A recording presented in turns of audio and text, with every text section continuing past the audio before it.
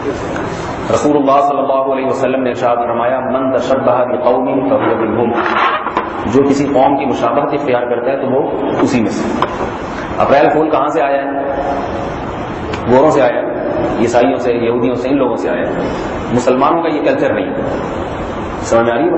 تو ایک گناہ تو اس میں یہ غیر قوموں سے نقالی، غیر قوموں سے نقالی، اور نبی صلی اللہ علیہ وسلم نے فرمایا قیامت میں وہ انہی میں سے ہوگا، پھر انہی میں اپنے آپ کو شمار کرنا۔ دنیا میں جب ان جیسی حرکتیں کرو گے تو اللہ قیامت میں شناختی کارڈ میں اپنے نام کے ساتھ مسلمان لکھوا دینا، اسلام لکھوا دینا، یہ کافی نہیں ہے، کام بھی انسان کو اسلام والے کرنے پڑتے ہیں۔ تو یہ چیز چھوڑ دیں، گناہ ہے بہت سا۔ دوسرا اس میں نقصان یہ ہے، رسول اللہ صلی اللہ علیہ وسلم نے دھوکہ دینے والے کے بارے میں فرمایا من غش فلیس منا، جو ملاوٹ کرتا ہے، دھوکہ دیتا ہے، وہ ہم میں سے نہیں۔ اپریل فول نام ہی دھوکے بازی کا ہے، چاہے وہ تفریحی بنیاد پر، نام ہی دھوکے بازی کا ہے۔ دوسرا جرم اس میں کیا ہو گیا؟ دھوکے بازی کا۔ تیسرا جرم قرآن میں آتا ہے لعنت اللہ علی الکاذبین، جھوٹ بولنے والے پر اللہ کی لعنت۔ جھوٹ انسان کبھی منہ سے بولتا ہے اور کبھی عمل سے کرتا ہے۔ آپ نے کسی کے پاس ڈبہ بھیج دیا، وہ سمجھا مٹھائی کا ڈبہ ہے، کھولا تو اندر سے گلے سڑے ٹماٹر نکلے، صحیح ہے نا؟ تو یہ بھی آپ نے قسم کا جھوٹ بولا۔ اگر تفریح میں ایسا کر رہا ہے انسان، دوسرے کو خوش کرنا مقصود ہے، تو تفریح میں جو ہے پھر تفریح کے لیے ایسا دن متعین کریں یا ایسا ٹائم ہو جس میں غیر قوموں سے نقالی نہ ہو۔ اسلام میں کسی دوست کے ساتھ تفریح کی بھی اجازت ہے۔ نبی صلی اللہ علیہ وسلم نے ایک بوڑھی عورت نے پوچھا یا رسول اللہ کیا میں جنت میں جاؤں گی؟ آپ نے فرمایا بوڑھی عورتیں جنت میں نہیں جائیں گی، بوڑھی عورتیں جنت میں، وہ بیچاری رونے لگی، ڈر گئی۔ تو آپ نے پھر فرمایا کہ جائیں گی مگر جوان ہو کے جائیں گی، اس بڑھاپے میں نہیں جاؤ گی، جوان، خوش ہونے لگی۔ علماء نے لکھا اس میں سوال پیدا ہوتا ہے کہ نبی نے تو اس کو پہلے تکلیف دی، تو مسلمان کو تکلیف دینا تو جائز نہیں ہے۔ تو علماء نے لکھا یہ تکلیف بہت بڑی خوشی کا پیش خیمہ ہے۔ بعض دفعہ کسی کو خوش کرنے کے لیے تھوڑی سی تکلیف دے کے جو خوشی ہوتی ہے وہ زیادہ ہوتی ہے، سمجھ آ رہی ہے نا بات؟ تو آپ صلی اللہ علیہ وسلم نے اس لیے ایک صحابی آیا، عرض کیا یا رسول اللہ سواری کے لیے مجھے اونٹنی چاہیے، آپ اونٹ چاہیے، آپ نے فرمایا اونٹنی کا بچہ لے لو۔ اس نے کہا اونٹنی کا بچہ کیا کرے گا، وہ کیسے اس پہ سوار ہوگا؟ تو آپ نے فرمایا کیا ہر اونٹ اونٹنی کا بچہ نہیں ہوتا؟ تو آپ صلی اللہ علیہ وسلم بھی مزاح کیا کرتے تھے، اور صحابہ فرماتے ہیں ہم میں سب سے زیادہ مزاح نبی صلی اللہ علیہ وسلم کیا کرتے تھے۔ تو مزاح میں اور مذاق میں فرق ہے۔ اپریل فول میں جو کچھ ہوتا ہے وہ مذاق ہوتا ہے، مزاح نہیں ہوتا۔ مذاق کسے کہتے ہیں؟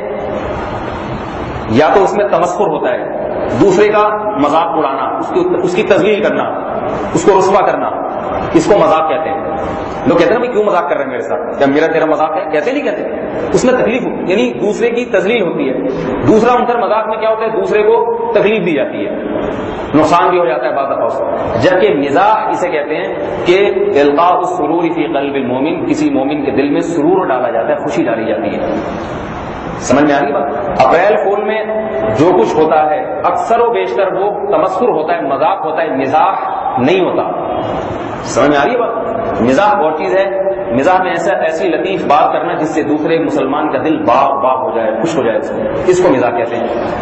تو پہلی خرابی کیا ہوئی؟ یہ دن کس کا ہے؟ غیر قوموں کی نقالی۔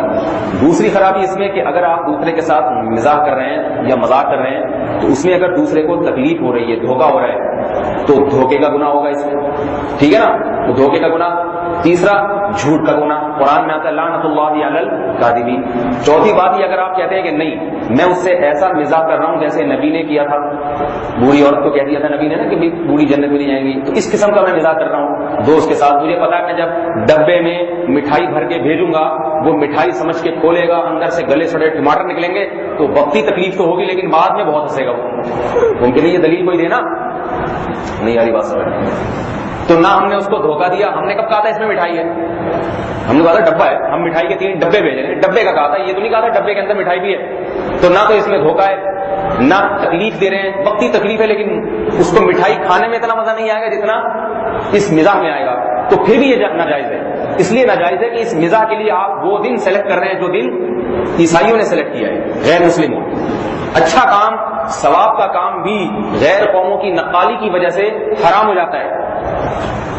رسول اللہ صلی اللہ علیہ وسلم نے حکم دیا 10 محرم کا روزہ رکھو، صحابہ نے کہا یہودی بھی رکھتے ہیں، فرمایا پھر 10 ہم 2 دن کا رکھیں گے تاکہ ان سے مشابہت نہ ہو۔ اب یہ نہیں کہ آپ اپریل پورے 2 دن منانا شروع کر دیں، وہ یکم کو مناتے ہیں، ہم 1 اور 2 دونوں کو منائیں گے، وہ تو نبی نے اس لیے 10 محرم کا روزہ رکھا کہ 10 محرم کا دن تو مقدس ہے نا، وہ تو ویسے ہی روزہ رکھنے اور اسلام سے پہلے سے چلا آ رہا تھا، تو یہودیوں کی وجہ سے پہلے سے جو اچھا کام چلا رہا ہے وہ چھوڑا تھوڑی آئے گا، چونکہ وہ کر رہے ہیں ہم چھوڑ دیں۔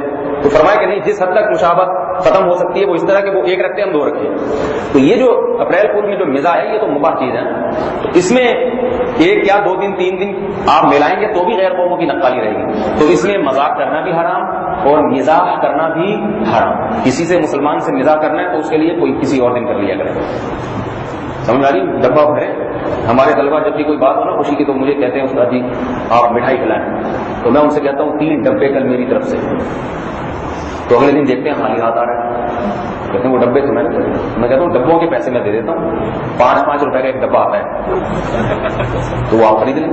کہتے ہیں مٹھائی، اسے کہتا ہوں میں نے ڈبے کا وعدہ کیا تھا، مٹھائی کا وعدہ نہیں کیا، تو وقتی طور پر تو ان کو ایک دھچکا لگتا ہے بھائی یہ کیا ہو گیا، لیکن خوشی ہوتی ہے، بات تو بڑی ٹیکنیکل قسم کی ہے لیکن یہ اس دن کرنا اس لیے حرام ہے کہ اس میں غیر قوموں کی نقالی۔ یہ تو میں اس مزاح کی بات کر رہا ہوں جس میں نہ دوسرے کی تذلیل ہے، نہ دھوکہ ہے، نہ جھوٹ ہے، کیونکہ آپ نے جب ڈبہ بھیجا تو ڈبے کا ہی بولا تھا نا، جھوٹ نہیں ہے اس میں، اور دوسرے کا دل خوش ہو رہا ہے، یہ بھی حرام ہے اس دن، جبکہ اس دن جو مذاق ہوتے ہیں وہ مذاق ہوتے ہیں، مزاح نہیں ہوتے، ان میں خالصتاً جھوٹ ہوتا ہے اور دوسرے کو تکلیف ہوتی ہے، حادثات بھی ہوتے ہیں، اس کی وجہ سے اس کا گناہ اور زیادہ بڑھ جائے، اس لیے بائیکاٹ کریں بالکل ان چیزوں کا، اللہ تعالیٰ بچنے کی توفیق عطا فرمائے۔